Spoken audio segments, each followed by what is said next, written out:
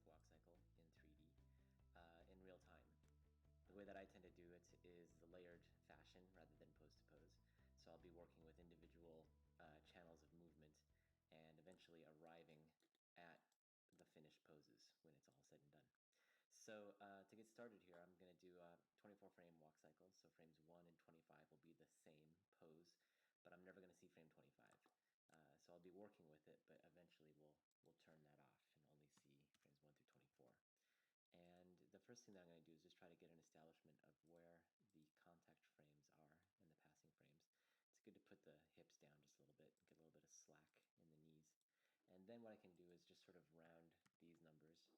These numbers don't really mean anything to me personally, so I'm just trying to get something here that I can remember, because whatever I do on frames 1 and 25, I'm going to have to do the opposite on frames 13 later. So there's frames 1, here's frames 25, just saving the keyframes. I'm including the up and down movement because I want the feet to be locked on the ground, so the pose is already good there. Here I'll go ahead and save a keyframe, but I'm going to change the pose. I've got auto key on, so the keyframes are being saved as I'm moving it. And this should work now, just sort of a cross-country skier type of look. And what I'm going to do here, this is just sort of a good thing to remember, is to set the Z translations, the forward and back movement of the leg, to linear. And that's going to be easier to lock the feet down later. I'm going to cycle the curves here. I've got my cycle windows sort of torn off because I'm going to be using them quite a bit. And there we have the first part of the walk cycle. So the next thing to do is just try to figure out when's the passing frame, when is the foot off the ground, the halfway mark between the two contact frames. And this foot's going forward, so I'm just going to save a keyframe, again just rounding it up. Whatever's happening at frame 7 for one foot is going to be happening at frame 19 for the other foot. And I'm not worried so much about if that's the perfect height or the perfect pose, because this is just trying to get some movement down. I always think of it as if you're sculpting or something like that, you're just trying to get the clay on the table right now. You're not really worrying so much about if it's the perfect form and figure of the sculpture. Now that I have this worked out, contact frames and passing frames, it's good to go into the hips.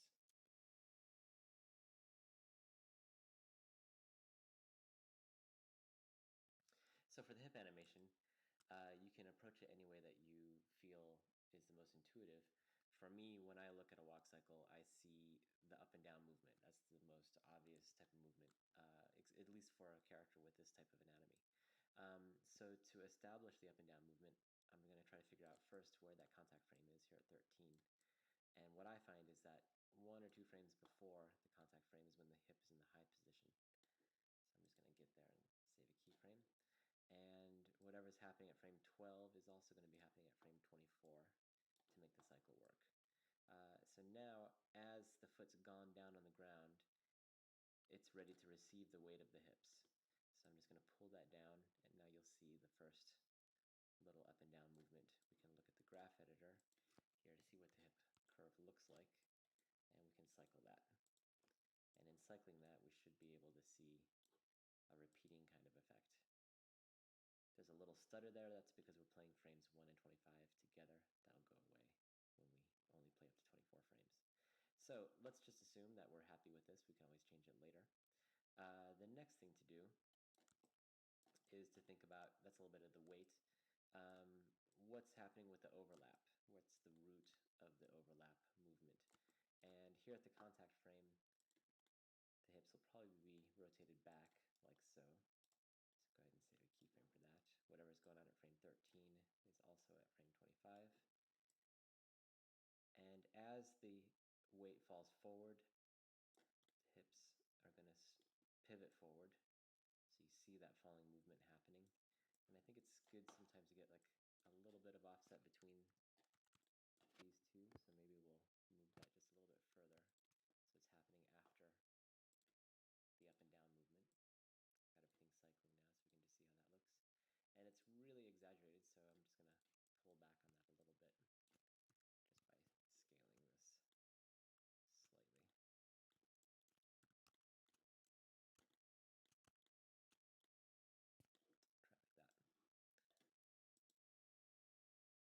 that. So I'll leave it like that for now and come back to it later again to see if we need to adjust it. Most likely we will.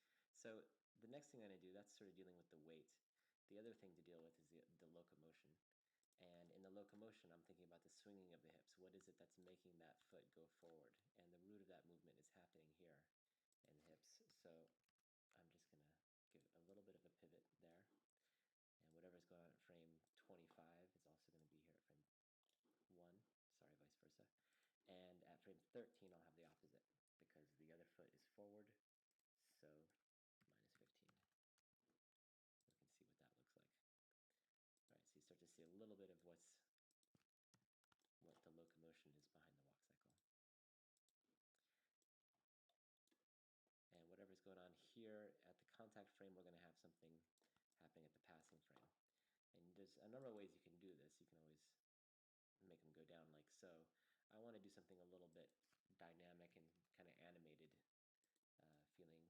So I'm going to lift the hips up to accentuate the lifting of the foot up. So whatever I have here at frame 7, I'm going to have the opposite here at frame 19, minus 7. And then whatever I have at frame 7 is also going to have to be further on down the cycle. And I've already sort of worked out that that is going to be frame 31. So I can just save the keyframe here, move that on down to frame 31, and cycle. All right. The last thing here that's really important to do is to think about the weight shift, because when all the weight is on this foot, the hips are going to have to be over that foot, and you can start to see that sort of line getting worked out there. So I save a keyframe there. Frame 19, I can do the opposite. And then same type of thing. I want to copy this keyframe and move it on down to frame 31.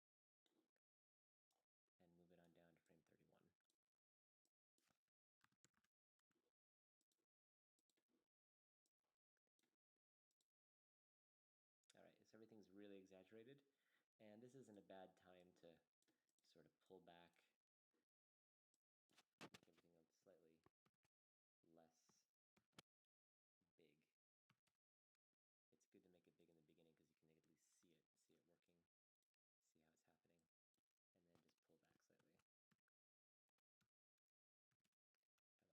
70% on these, but again, you just sort of feel it. That looks like.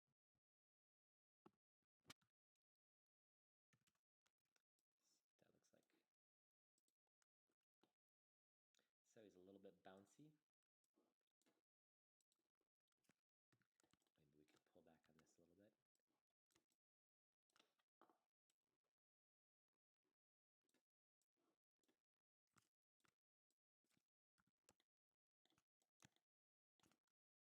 Slightly less up and down movement. Maybe that's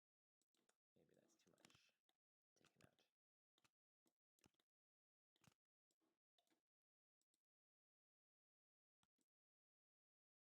taken out. Okay, so that's probably good enough for now. We can always come back in and polish up what's going on the hips, but it's enough information about the movement to let us move now into the feet.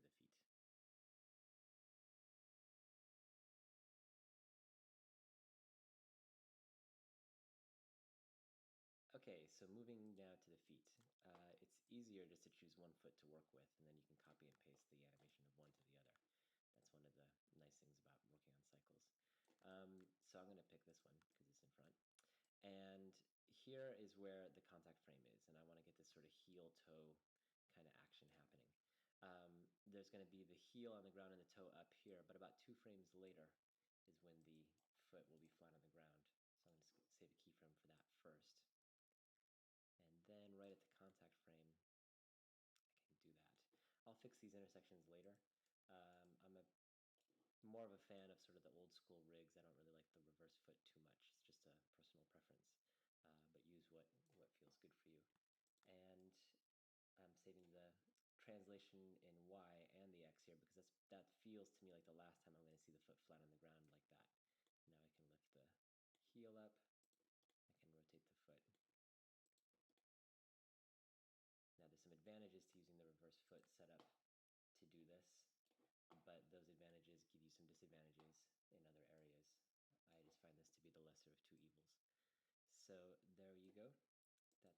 first part, and it doesn't really feel like it's got a lot of thrust to it. And part of what happens here is that once you lift up the foot right there, you lose a little bit of what makes it push off the heel, push off the ground. So if I grab these curves here, move them back, I can reestablish a little bit of the thrust of the foot there. Then what I also need to do is once the foot's in the air, it's better to give it a little bit of hang time. So what I initially did by using these linear curves here when the foot goes flat on the ground works in that moment, but when the foot's in the air, it doesn't work as much. So I'm going to break these, make them flat tangents like that, and even give the foot a little bit more hang time here in the back.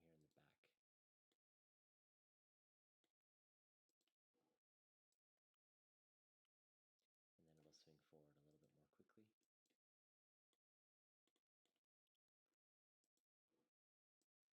Same thing here with the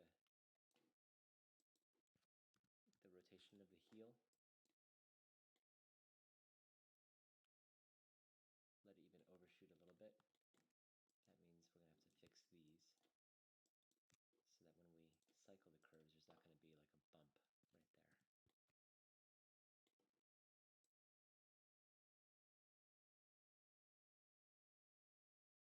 Okay, and then it's not even a bad idea in some cases to let the foot overshoot slightly, or at least come quite close.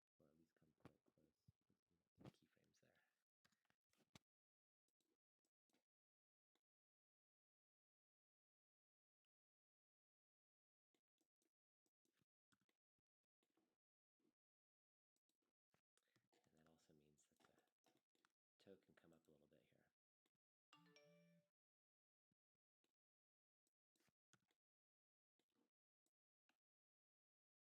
All right, so let's see what we got with that. And the main thing now is to try to fix the intersection, and that'll take a little bit more time to do. But before we get into that detail, let's also work on the arc of the foot coming forward here. So I'll bring the foot slightly in, and these three channels of movement all relate to each other pretty well. They're all sort of dealing with the horizontal movement of the foot.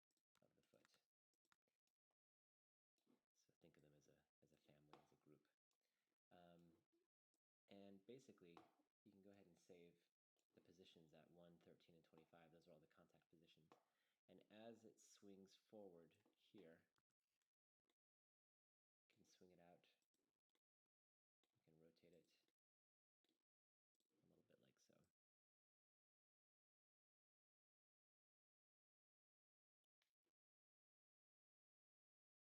All right. And now going back into some of the other channels of movement that have been established, we can start to edit them, make things work a little bit better. This is going to need to be more smooth.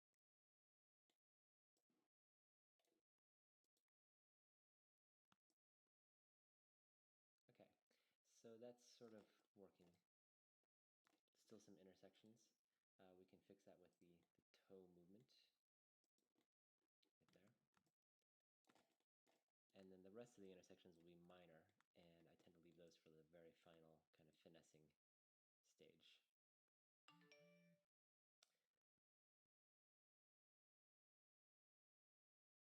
All right, so I'm going to save a keyframe here where the toe should be locked down, and then just correcting it. That's all the pressure that's being built up in the toe. And then here, a little bit of drag. And then back to 0.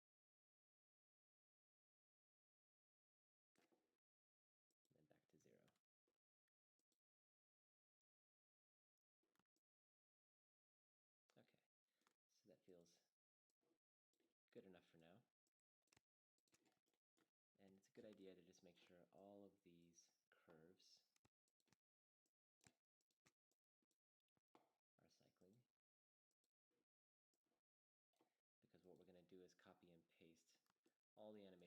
this foot onto this foot. So I'll switch over to the dope sheet. And I'm just going to delete all the animation that I've made for that one foot, because I can now copy and paste it. This is the good foot here. There's the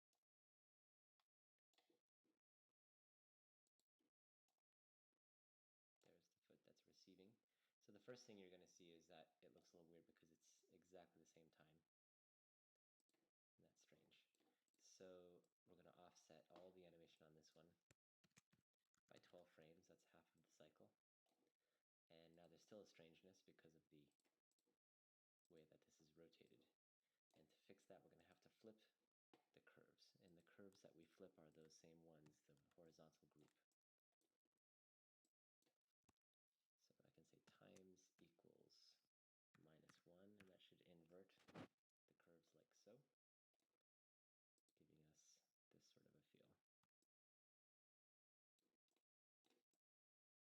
this sort of a feel. And now I'm going to leave the lower body and move up to the upper body and get that worked out.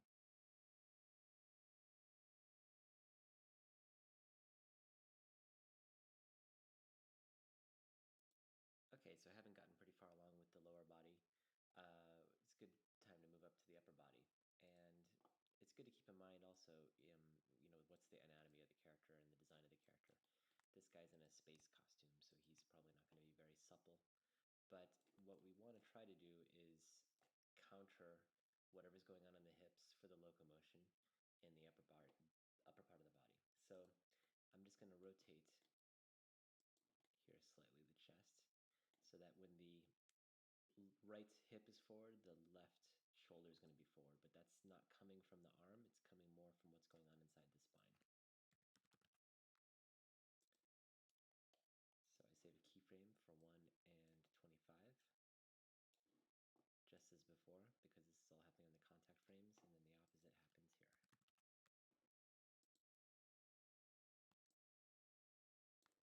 Same thing happens, getting some opposition in the Z rotation of the hips and trying to get an opposite type of feeling happening there. And probably even just stabilizing him is going to be okay, so he doesn't feel too overly loose. But again, that depends a lot on what the style of the character is. So taking a look here in the graph editor, same type of thing. Copy and paste this keyframe here and send it off onto frame 31. Now we can grab all these curves and we can cycle them. I've lost my cycle windows, so I'm going to have to open them up again.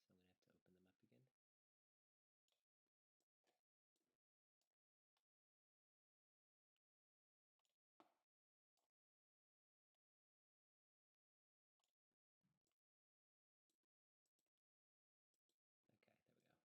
I'll just move those out of the way. And he feels a little bit too big in the Z rotation. So I'm just going to come back on that a little bit.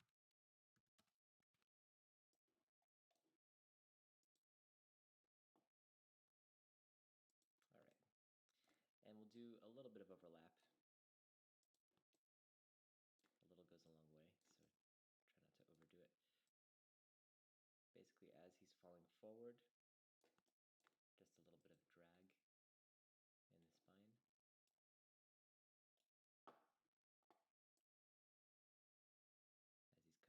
pulling forward like so. And if you want an easy way to find out how to make that cycle complete, one way to do it, I'm just going to remember that this is at frame 10. Bring this all back here to frame 1. So whatever's happening here at frame 1 would also happen at frame 13. Now I can bring this back to frame 10.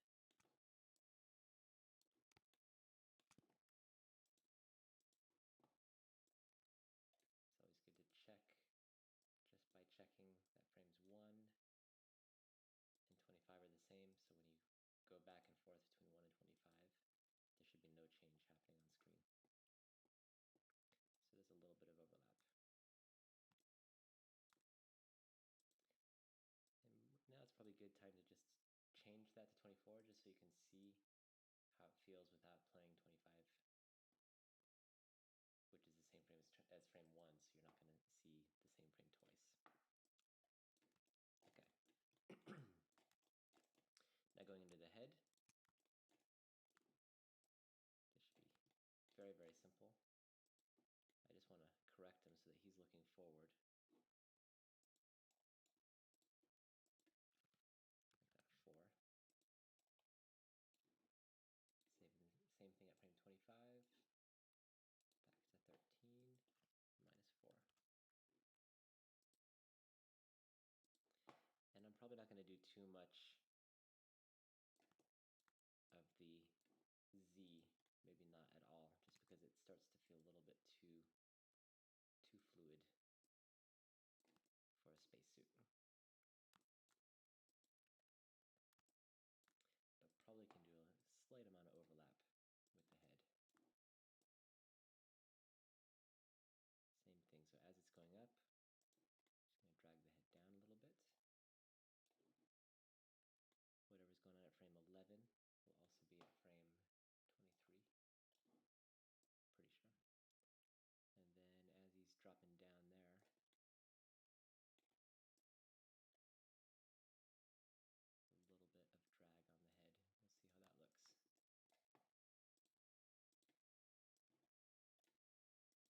how that looks. And it's probably just a little bit too much. Let's go back up on that a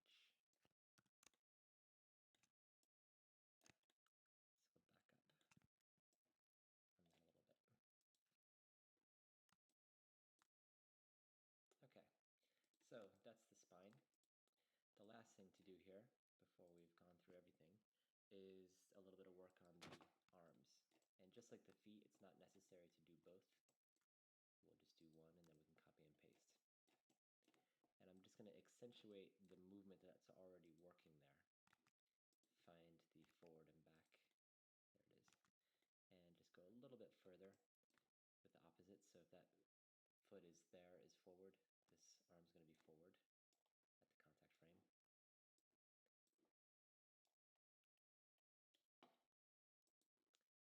Frame 13, just bring it back slightly. Now we got a little bit of arm swinging. Work down the hierarchy so that we can see what it feels like the elbow bends. And then it will straighten.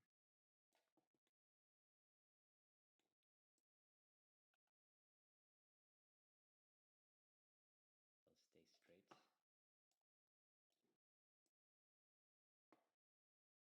And we can just try to figure out what that would look like in the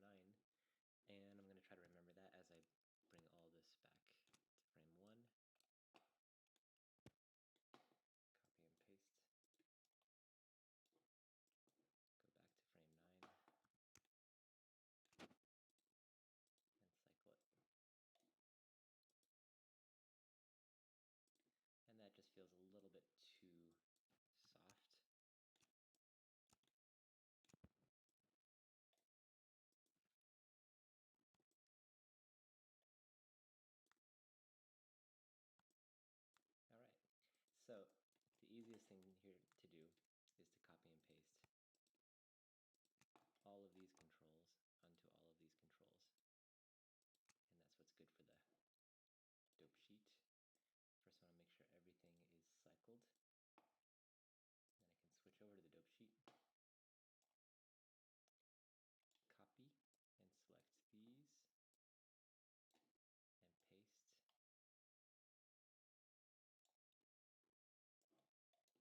Same type of thing as before. I have to offset all of these curves by half of the cycle. It's 12 frames.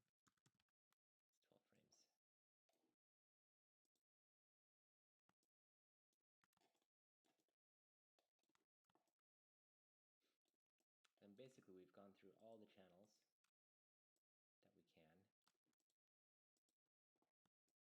And I often think of it as like a rock band going into the studio and each band member is laying down the tracks, the bass, the guitar. And after everything's recorded, you can go in and do the remix. Try to mix it correctly. And the mix is going to happen on all the different channels here that we see in the graph editor. And that'll probably take about as much time to do as this took. But that's the basic idea of how to get a walk cycle working.